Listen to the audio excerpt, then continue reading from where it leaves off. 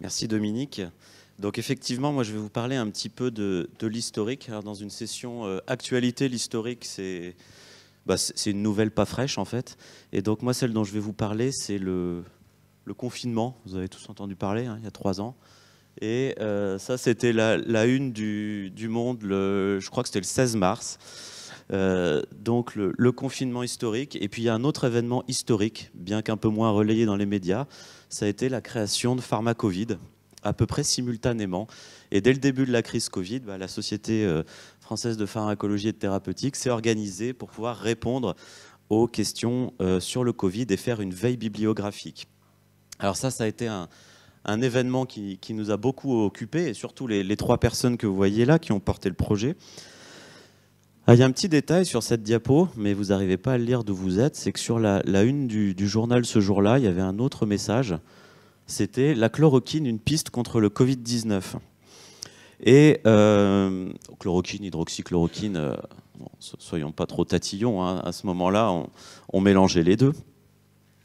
Et dans Pharmacovid, on s'est réparti les questions, parce que faire la veille biblio de tout, c'était compliqué. Alors moi, comme j'ai du flair, je me suis dit, je vais m'occuper de la chloroquine, parce que dans 15 jours, on n'en parlera plus. Et donc, j'ai suivi le sujet pendant quelques semaines. Alors, en faisant une petite revue du Monde, j'ai trouvé 148 articles publiés dans Le Monde entre le 17 mars et le 6 juin, beaucoup plus que ce que j'attendais initialement. Et là, je vous ai mis quelques dates marquantes. Le 20 mars, un article qui a été publié, dont je vais vous reparler tout à l'heure. Le 9 avril, avec la visite du président de la République à l'IHU de Marseille. Le 9 avril, Le Monde titrait aussi « Les effets indésirables graves s'accumulent sur l'hydroxychloroquine ». Donc on commençait à avoir des notifications d'effets indésirables suite à l'usage massif du médicament, bien sûr. Et puis le 26 mai, le Haut Conseil de la Santé publique s'est positionné en défaveur de l'usage de l'hydroxychloroquine chez les patients hospitalisés pour Covid. Et le 5 juin, la publication des premiers résultats de l'essai Recovery, qui aurait dû être le coup d'arrêt de l'histoire, mais vous voyez que 3 ans plus tard, on vous en parle toujours. Alors finalement, il s'est passé quand même pas mal de choses sur cette période, et c'est ce dont je vais vous parler maintenant. Toutes les données qu'on a pu avoir, on les avait publiées dès la fin avril 2020 sur le site de thérapie. Ça a été publié dans le journal quelques semaines plus tard. Et en fait, c'était un article pour dire que finalement, on ne savait pas grand-chose sur l'hydroxychloroquine. On en parlait beaucoup, mais il y avait assez peu de preuves.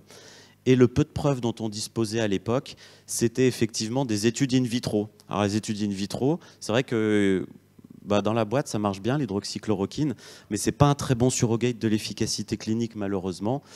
Et à cette époque-là, les données cliniques étaient encore très limitées. Il y avait des séries de cas, il y avait des essais contrôlés de petite taille, et il y avait des études observationnelles ou observationnelles avec des groupes contrôle un peu bizarres. Et la plus fameuse d'entre eux était probablement l'étude dont je vous ai parlé tout à l'heure, l'étude de Gautret, qui a été publiée le 20 mars 2020, qui suggérait une possible efficacité de l'hydroxychloroquine, notamment lorsqu'elle est associée à l'azithromycine comme un traitement du Covid-19.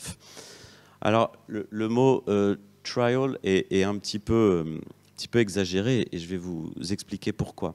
Alors, cette étude, elle est remarquable à pas mal d'égards. Le premier, c'est la rapidité avec laquelle elle a été publiée. Donc, je remercie Clara Locher pour avoir partagé cette diapo avec moi.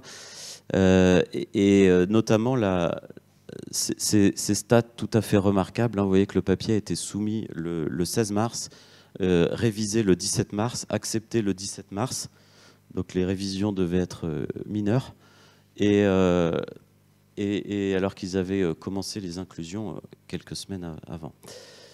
L'étude, elle est remarquable aussi par le nombre de biais qu'elle accumule. Et ça, je vous recommande vraiment cet exemple si vous voulez faire de la LCA, puisque c'est une super illustration de ce que c'est qu'un biais de sélection, un biais de suivi, un biais d'attrition. Et puis autre chose quand même assez notable, c'est le probable risque de p-hacking qu'on avait souligné dans le papier de thérapie que j'ai évoqué tout à l'heure. Alors qu'est-ce que c'est que le p-hacking ? C'est quand on triture un petit peu les données jusqu'à avoir une p-value inférieur à 0,05. Et comment on peut suspecter ce problème de p-hacking ? Je m'étais amusé à l'époque à reprendre le tableau de résultats qui étaient en annexe du papier, avec toutes les PCR qui sont négatives puis qui se repositivent après. Et là aussi, si vous voulez entraîner des étudiants, c'est extrêmement instructif. Vous changez toutes les combinaisons, puis vous calculez en direct la p-value, et vous voyez qu'il y a 2-3 combinaisons pour lesquelles on a une p-value inférieure à 0,05. Alors heureusement, pendant cette période-là, il s'est passé aussi de la bonne science qui nous a permis de conclure avec un peu plus de certitude sur les résultats de l'hydroxychloroquine.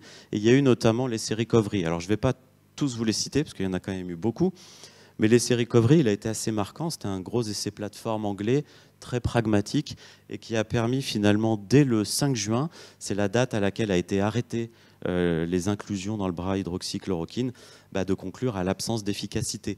Si vous regardez les courbes de mortalité, on peut même voir un léger surrisque, une tendance non significative à un surrisque dans le bras traité par hydroxychloroquine. Alors ça aurait pu être la fin de l'histoire. Malheureusement pour le groupe Pharmacovid, ça a duré encore pas mal de temps. Et vous voyez que la mise à jour de la question Pharmacovid a été faite jusqu'au 28 octobre 2022. Alors, ce n'est pas moi qui l'ai faite jusque-là. Il y a des étudiants qui se sont beaucoup investis, et heureusement. Mais vous voyez qu'il y a eu encore beaucoup de données publiées. Et ces données n'ont absolument rien apporté. Donc, on est typiquement dans l'exemple de la redondance scientifique. Ça coûte très cher, ça implique beaucoup de malades inutilement, et ça n'apporte pas de preuves supplémentaires. Et tout ça a été extrêmement bien mis en perspective par nos collègues lyonnais. Et cette initiative, vous avez peut-être entendu parler, Méta-Évidence, une méta-analyse vivante qui nous permettait, pendant toute la durée de la crise et au-delà, d'évaluer l'efficacité ou l'absence d'efficacité de l'hydroxychloroquine.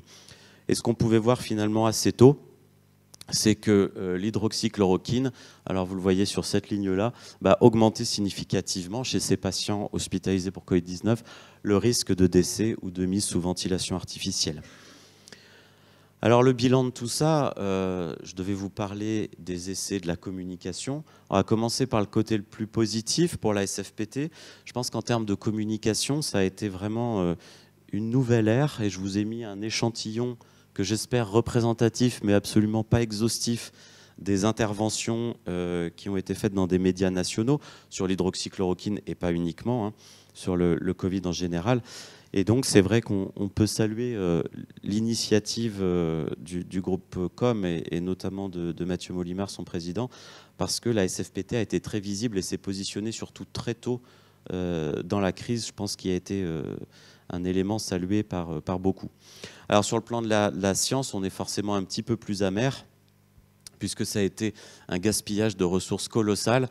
Moi, j'ai arrêté de regarder en décembre 2020, mais déjà à ce moment-là, on avait plus de 500 études à travers le monde et presque 200 essais contrôlés randomisés dans Clinical Trials, ce qui est quand même vraiment un gaspillage de ressources, puisque 25 étaient complétés au 5 décembre 2020, 38 arrêtés, suspendus parce qu'on avait déjà la réponse à la question, mais surtout, le pire, c'est qu'on avait toujours 135 essais ouverts à ce moment-là, ce qui représentait potentiellement 140 000 malades, inclus pour rien, voire même avec un risque puisqu'on savait déjà à cette époque qu'il y avait une tendance à un surrisque dans le groupe hydroxychloroquine. Et si on veut replacer également dans une perspective historique les déclarations pour événements indésirables graves, et ce sera ma dernière diapo pour faire le lien avec la présentation suivante, eh bien vous voyez qu'en 2020, c'est la courbe orange, on a une augmentation des notifications pour effets indésirables, et malheureusement, les résultats de l'étude Recovery le 5 juin n'ont pas du tout infléchi la courbe, et vous voyez que pendant plusieurs mois encore, on a une consommation massive d'hydroxychloroquine avec le risque associé, bien évidemment. Je vous remercie pour votre attention.